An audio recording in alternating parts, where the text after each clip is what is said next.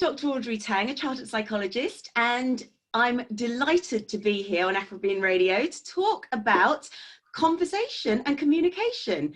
This is one of the most important elements of everything that we do.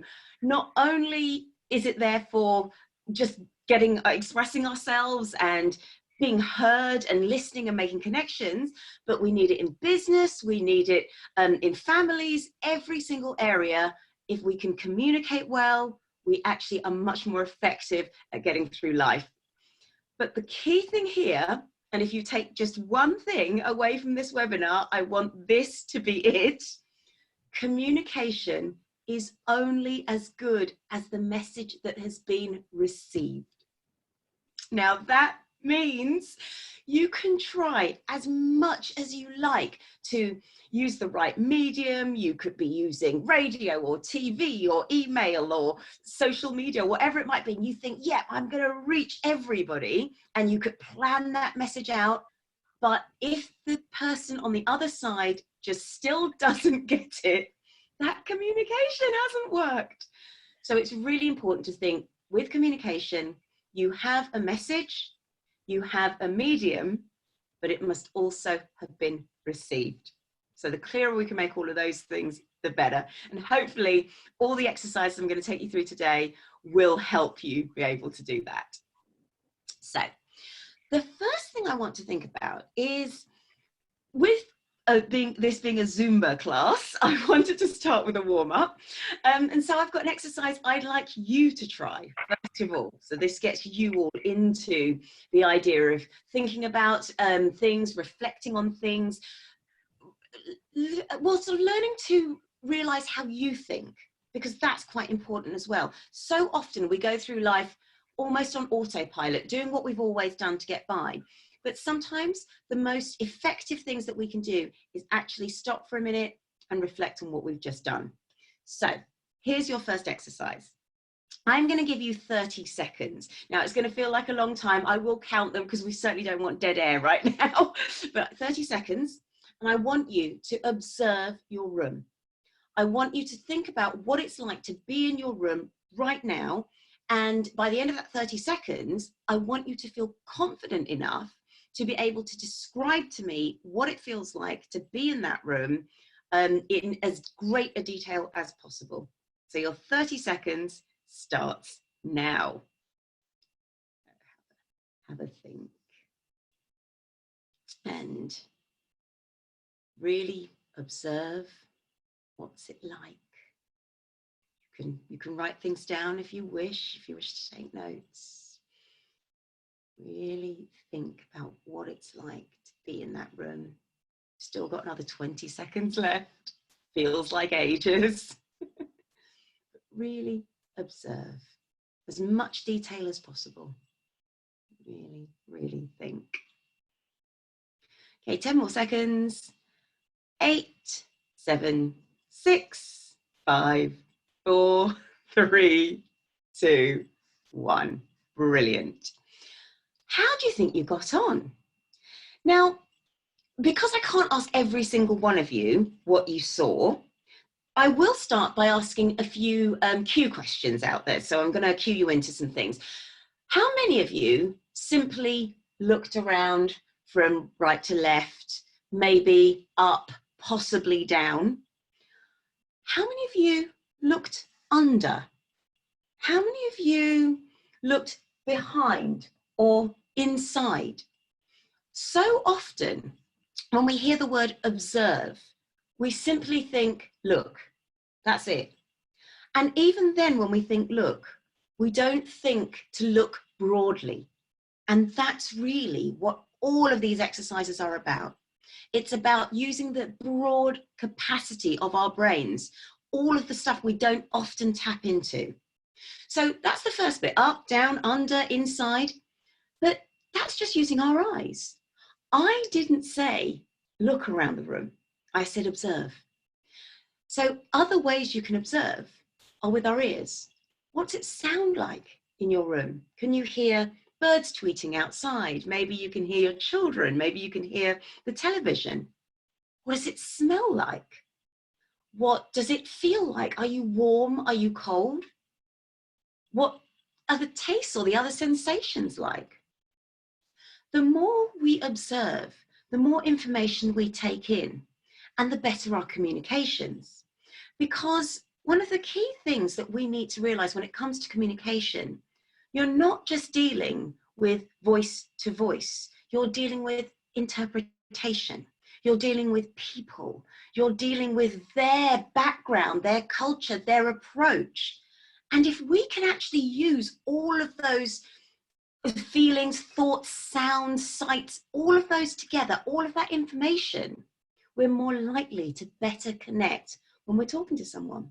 Simply, if somebody says something and you notice that they respond, there's a response which is slightly maybe aggressive or closed, you might think, oh, did I press a button that I maybe shouldn't have pressed? But that's observing with our eyes and observing with how we feel when we're in that situation with that person. So that's the first thing. Really be aware of how much information you can get into your everyday interactions purely by using all of our senses. So that's lesson number one. Why is it, though, so important to read between the lines in that way? You could easily say to me, well, I just don't have time to do any of that. And you'd be right. We are what psychologists call cognitive misers. What this means is we have sorry. I have a question. What do you say? Cognitive what? Cognitive misers. Misers. A miser is somebody who's very stingy, who is very, it holds everything for themselves, doesn't share. Can you spell the word? M-I-S-E-R. Oh, okay. All right. So the cognitive miser is somebody who doesn't think broadly, thinks very, very small, just wants to keep everything to themselves, just in that little bubble. The cognitive aspect is the thinking side of it. And the reason why we don't think as broadly as perhaps we are capable of is because as adults, we have so many demands on our time and our attention. We might have to think about what the children need for dinner. We might have to think about what our meeting's going to be the next day. We might have to write a report on something. We might even be thinking about what was on television last night.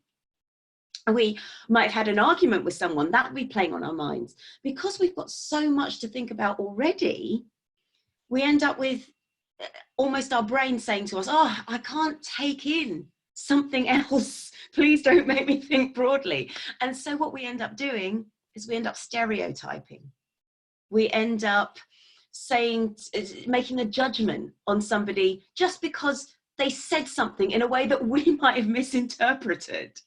And that causes more problems. In the first instance, it can actually mean we miss out on such a lovely friendship or a relationship, just simply because we've seen somebody, we thought, oh, I don't like the look of them, and we just pass them by. So again, don't just use one of your senses to make that judgment. Take the time to observe with all of our senses. So that's the key thing about just broadening our mind. But with that, there's a huge layer of interpretation that can go on what we say as well. I'll throw this one out there, and women, I'm afraid we're worse at doing this than men are. How many times do you use the phrase, I'm fine? I'm fine. And you actually mean, I'm really not fine. In fact, I'm so angry that I will rip the head of anybody who comes and talks to me. And yet our words have said, I'm fine. Now, there's a couple of things that we need to think about here. And the first is, if we are expecting people to respect our words, then we actually have to choose our words very carefully. It's a little bit unfair to say to someone, oh, well, yeah, I'm fine, and expect them to come and chase after you and ask you what's wrong and keep badgering you, because realistically, you have told them you're fine. But the way that we are, because we feel almost afraid to sometimes accept and express how we really feel, we'll use phrases like, I'm fine, it doesn't matter, it's all right. We dismiss all of those feelings that we really need to express. And it does mean that sometimes, if we're used to doing that, those close to us need to learn to read the other symbols underneath, the other signals below our words. And again, that's why observing with all the senses is so important. I'll come back to the phrase, I'm fine, later on in this webinar, because I do find it a very, very interesting phrase. Now, as I've been talking about speaking and choosing our words carefully and also getting a lot of information in, I do want to take a little bit of time to talk about something called the levels of listening. We listen on, we're capable of listening on 4 different levels. Most of us listen on 3. And as I go through them, you might recognize which 3 you like using. I will draw it out for you. The 4 levels can be represented in a pyramid. And there is a good reason for this. You have at the top, hearing. And hearing is when we might be now, maybe you're in this webinar, maybe you're listening and well, maybe you're hearing, and you're actually not really concentrating on what I'm talking about at all. You're thinking, what have I got for dinner? What am I going to do tomorrow? What are my children going to do for homeschool? But you're vaguely aware that I'm saying something. That's hearing. And if we're only hearing, we are only taking in that tiny bit of information.